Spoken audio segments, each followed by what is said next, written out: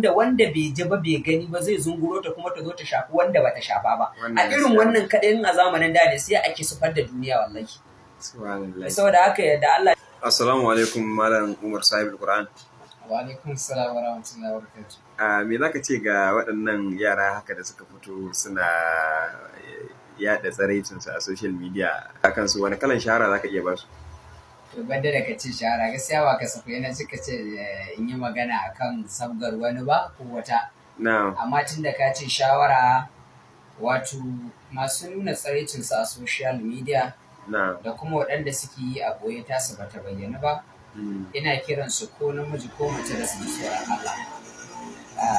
Na farko, duk abin da kake yi duk girmansa ka sani idan ka tuba ka juya wa Allah subhanahu wa ta'ala zai yafe maka. Kuma yi amal su'a wanda da yake aikata mummunan aiki, aw yadhlim nafsahu ko kuma ya zalunci kansa, yayi ada sai kuma ya gane cewa yayi kuskure, summa yastaghfirullah sannan ya nema gafarar Allah subhanahu wa ta'ala, yajidillaha gafurar rahima, zai samu Allah mai gafara mai jin kai. So kaga kenan misali ba aibu bane dan an ga wani kuskure naka a social media ko an ga wani kuskure naki a social media, naka ko naki shine ya bayyanu, na wasu al'umman aka bayyana su ya fi muni. So da haka ka fito ka tuban mu Allah, ka tuban wa al'umma na neman gafarar su, na keta musu rigar addini da kai a mazauninka na musulmi, na keta musu mutuncin rigar al'ada da kai a mazauninka na malam Bahaushe. Kuma daga cikinsu akwai wadda ta fito ita madadin ta yi hakan sai ta fito tana zage-zage, ta ce duk wanda ma ya isa waye, duk wanda bai tura ba ya ci kaza kazansa kaza, kawai a tura ta, ita kawai ta fito a jan wuyan nan dai. To kaga wannan an shiga sabga girman kai kenan. Kuma zan iya cewa wannan dariya za ta ba wa al'umma.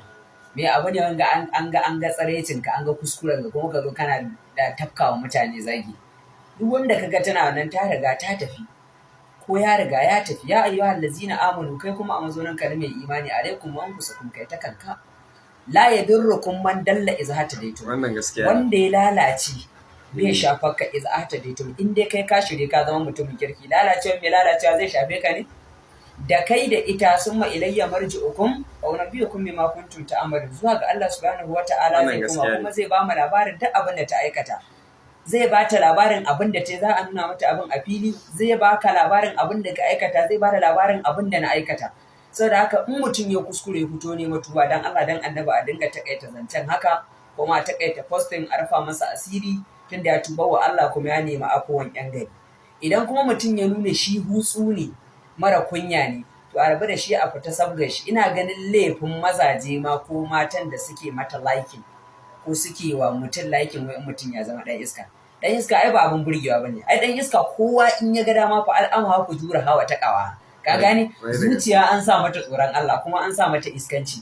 Yadda ka in ka ga dama yau zaka iya cewa ka zama ɗan iska kuma ta zauna. Shi ɗan iskanci ba a koyan shi. Wannan gaskiya ne. Amma kuma shi ta ƙawa training ɗin rayuwarka kake yi, ka koya ma kanka tsoron Allah ba na mutane ba.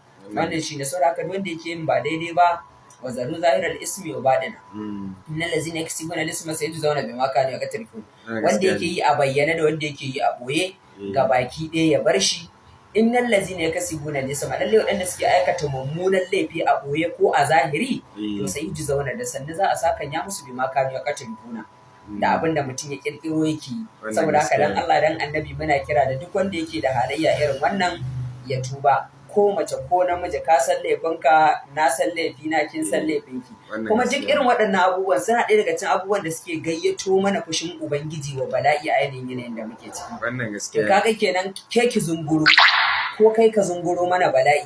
Wata ku fitinatan la tusibanna allazina zalamu minkum kasa. Ku ji tsoron fitina wanda tunda dai Allah mai haƙuri ne, halimun mai haƙuri ne, a dinga neman gafarar Allah idan an yi kuskure, kuma a tuba tawbatan nasuha. Kuma dama gafurur rahim ne bare. Yawa mai gafara ne mai jin kai. Wannan shine shawarar da zan bada. Ko ba komai ka duba darajar ƴan uwanka, ka duba darajar ƴaƴan da zaki haifa ko zaka haifa nan gaba. A tashi a nuna musu a cewa ga abin da kai, kuma da kai baka fito ka nema abuwa ba, ka fito kana ta luka wa mutane zagi.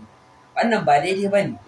Allah ta'ala ya ganar da mu, ya shiryatar da mu hanya madaidaiciya. Allah ya saka alkhairi. Allah kuma ya sa su yi amfani da shi.